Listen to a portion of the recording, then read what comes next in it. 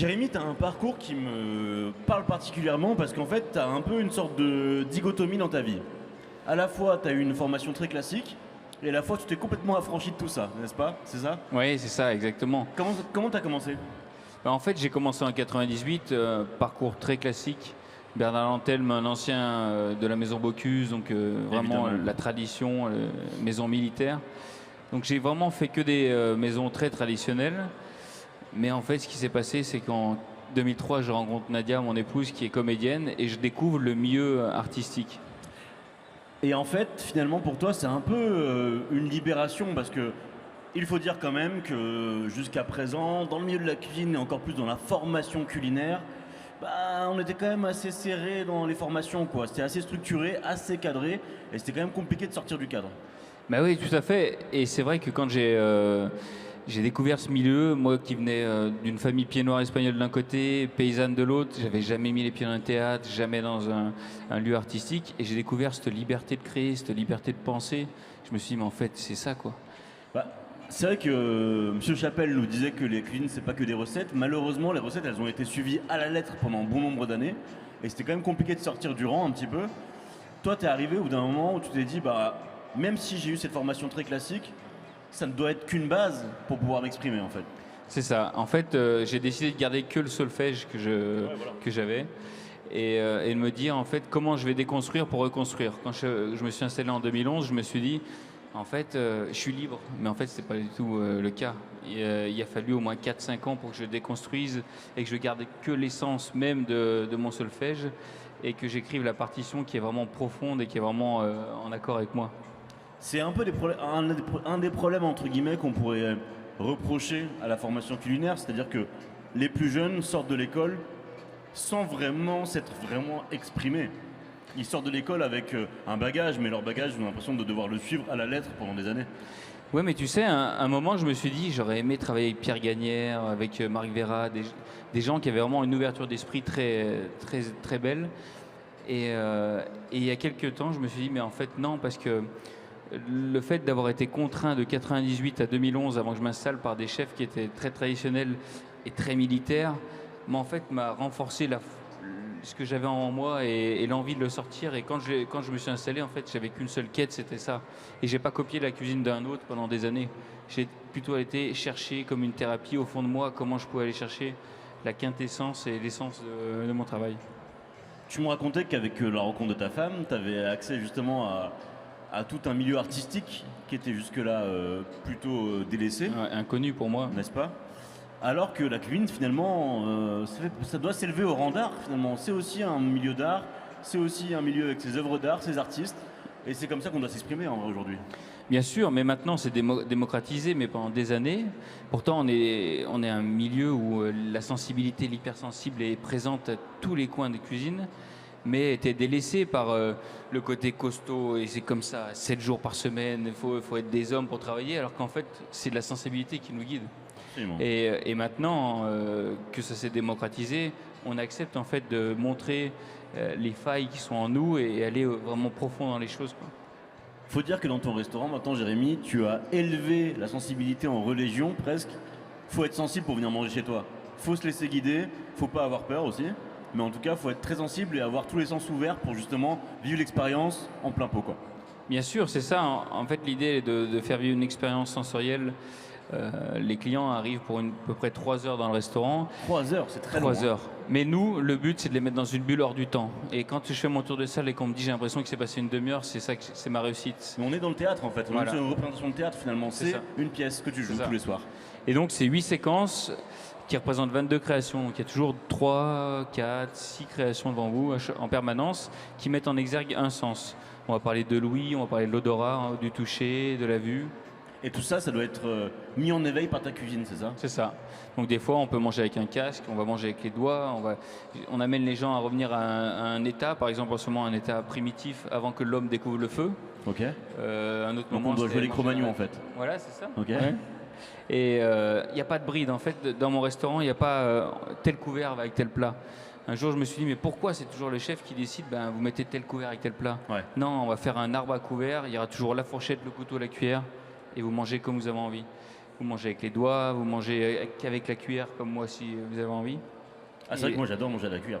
Ah, et moi aussi. Tu sais, c'est un peu enfantin, Ouais. c'est un peu agressif. C'est vrai que je pourrais tout manger à la cuillère, ça m'irait très très bien. Bon, c'est un peu mal élevé parfois, mais manger tout à la Ouais. cuillère, ça me va très bien, je suis d'accord. Chez moi, il n'y a rien de mal élevé. Et aussi, j'aime questionner les gens sur des choses comme en ce moment, on sert un sac poubelle comestible avec tous les éléments qu'on aurait jetés du menu. Et ben, on les a Un sac retravaillés. poubelle comestible. Alors là, Voilà. faut que tu nous éclaires parce que là, je vois tout le monde est perdu. Tout le monde se dit, oula, c'est la déchetterie, c'est Jérémy Galvan. Pas du tout. En fait, c'est que j'appelle ça mes coups de gueule silencieux. C'est que sans Sans le dire tout fort. dire tout fort, j'amène de manière silencieuse quelque chose sur table. En ce moment, c'est avec un papier d'amidon de pomme de terre qui ressemble à du plastique. On fait un sac poubelle où on met des éléments, des épluchures de tels légumes qu'on a utilisés, retravaillés, enfin en pickles, une terre de fruits secs, tout ça. Et on fait un aspect de sac poubelle posé sur un cube avec une photo de la nature remplie de poubelles. Parce qu'en fait, ce qui me fait chier, ce qui est vraiment me révolte à chaque fois, c'est de voir cette nature pourrie par ces poubelles. Donc voilà, j'aime bien faire un petit clin d'œil comme ça à mes clients. Et comme la cuillère aussi du départ, où mes cuisiniers sortent en cuisine et viennent mettre directement en bouche la cuillère dans la bouche des gens, pour questionner ce geste en fait qui soit est rempli d'amour et de vie quand c'est nos parents, et soit est hyper violent quand c'est un inconnu qui arrive vers vous et qui vous met quelque chose dans la bouche. Sans faire le prof de philo, est-ce que la cuisine doit être engagée? Oui, vraiment engagé. Moi, je pense que c'est le leitmotiv de chaque chef. On ne peut pas se permettre de juste faire de la cuisine pour faire de la cuisine. Il faut qu'il y ait du sens. Bien sûr. Il faut qu'il y ait du sens et surtout, tu parlais de combats silencieux, mais finalement, est-ce qu'ils doivent vraiment rester silencieux ces combats? Parce qu'on a besoin quand même de gens comme toi qui portent un discours par rapport à la cuisine. On a trop longtemps tué les méandres un petit peu de la cuisine, les contradictions de la cuisine et aussi finalement les manquements de la cuisine parce qu'on a souvent manqué à nos obligations, notre devoir un peu citoyen aussi. Parce qu'on sait très bien que consommer, aller au restaurant, cuisiner, tout ça c'est de la politique, ce sont des actes militants. Donc est-ce que ça doit vraiment rester silencieux tous ces combats que tu fais? Mais moi, au contraire, j'aimerais que ce soit pas silencieux. C'est silencieux parce que je veux amener de l'élégance là-dedans. C'est-à-dire que quand c'est amené devant le client, l'image est tellement forte et le visuel est tellement fort qu'il n'y a pas besoin de faire plus. Absolument. Par contre, quand je veux m'exprimer auprès des médias sur ces réels sujets qui me révoltent, on me dit non mais Galvan, c'est bon, on a besoin d'un chef qui est plus médiatique, tout ça pour que ça porte plus. Mais en fait, si les chefs plus médiatiques, ils portent pas le truc. Donc, mais moi, je serais le premier à avoir à gueuler sur les plateaux, mais en fait, si on m'invite pas, on m'invite pas. Bon, moi je t'inviterai, promis. Ok. Toi qui as eu une formation, on se l'accorde à le dire tous les deux, une formation très classique, t'es passé par entre guillemets la voie royale pour ouvrir un restaurant, t'as vu les meilleurs, les plus grands, les meilleures formations et c'est merveilleux et en plus c'est super. Mais aujourd'hui si je suis un gamin de 15-20 ans qui veut justement rentrer au restaurant et que j'ai pas fait d'école, est-ce que tu m'acceptes un petit peu? Et surtout, je pense que toi tu serais le premier justement à pouvoir reconnaître que dans la tête d'un gamin de 15 ou 20 ans, bah, il se passe quand même plus de choses qu'il y a 20 ans justement. Mais bien sûr. En fait, c'est vrai que je suis très engagé de ce côté-là. Moi, j'ai vraiment déjà toutes les nationalités qui viennent dans mon restaurant et les parcours cassés. Je récupère souvent, notamment un apprenti qui termine là, que j'ai récupéré, un parcours cassé. Je suis vraiment là pour les faire développer leurs ailes et les faire s'envoler. Et leur amener en fait la possibilité de se dire qu'on peut avoir une liberté de réfléchir, une ouverture d'esprit et surtout remettre en question les choses et pas toujours prendre pour argent comptant. Parce qu'en fait, j'ai remarqué que dans toutes les maisons où j'ai pu travailler, pratiquement, si on vous dit que c'est comme ça, c'est pas autrement, c'est parce que c'est la peur que autrement ça soit mieux. Donc en fait, moi j'essaie juste de les amener là-dessus et de leur dire la réflexion, elle est autre, elle est soyons libres en fait. Comme je dis à mes enfants, c'est en fait on s'en fout de la réussite, mais la liberté c'est bien plus cher, quoi.